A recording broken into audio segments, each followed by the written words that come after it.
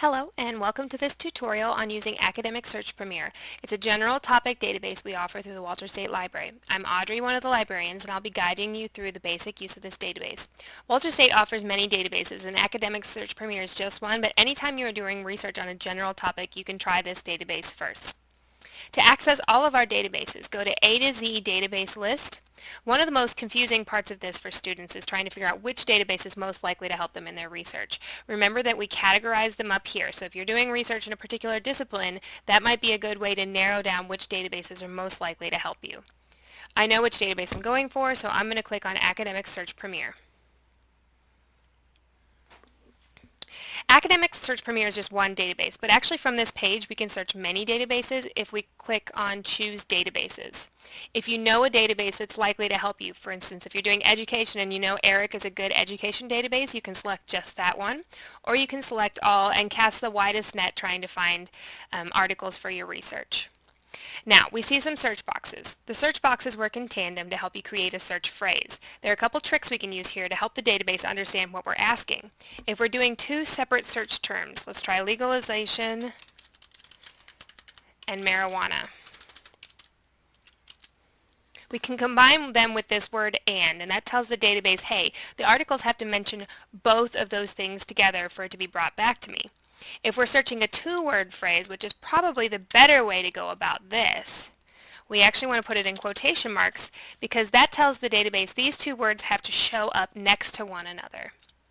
Make sure you're spelling everything correctly. If, for instance, I had an I right here, the database would tell me that there are no results in the database for marijuana legalization when really it's just because I misspelled it.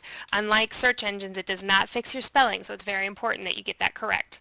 There's a few other filters down here that are helpful to me. The first one is this scholarly or peer-reviewed journals box. I want to click that.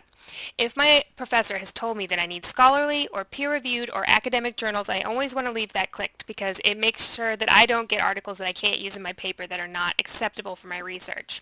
Additionally, I can limit the years between which my article has been published. The argument over legalization of marijuana has been going on a long time, but I really am just interested in the last 10 years of that argument. So I'm going to put those years in there, and it should make sure that I don't get articles from outside that time period. This is really important with things that change fast or change quickly, things like technology and ethics and news stories, things like that. Let's go ahead and click Search. Now we have lots of results, and if I wanted to narrow them down, the easiest way for me to do that would be to take a look at these things underneath each article. We've got the title, we've got an abstract, we'll talk about that in a moment, and then we've got these subject terms. And these are the tags that a librarian has placed on each article to tell us what it's really about. They're really great places for you to look to make sure that you're using the appropriate language to talk about the topic. So if I'd put pot legalization in there, I'd want to look at these and make sure that I was actually using marijuana legalization because that's the more formal term.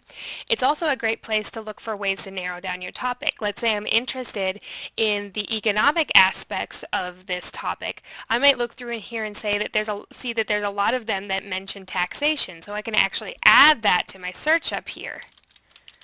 And when I use a subject term, I can actually go in here and say, hey, this is a subject term. It actually has to show up in these words, not just through the whole article.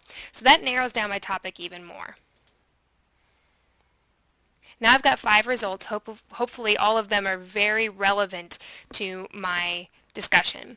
Now I've got the title here. That's followed by an abstract. That's a short summary of the article that discusses its main points and conclusions. Remember, that's not a source and you can't quote it. However, it gives you a great idea of what the article is about. Once you find an article that discusses your topic, you can open it up this way, and there's some great tools for you to use that will help you to organize your research. The first one, if you scroll around up here once it's done loading, you should be able to download the article. I recommend you save in both the desktop and the cloud so that you can always access it. You can always use the Cite tool as well. Click on this right here, and it gives you all different formats for citations, and you just have to scroll to the one you're using for class. Remember, it's your responsibility to make sure that it is correctly cited. Your teacher will not accept that you just copied and pasted, and that should be correct. So it's your job to make sure that that's correct. I can download right here, and I'm going to save that in multiple places. Thanks for watching this short tutorial. As always, if you have questions, contact us at the library.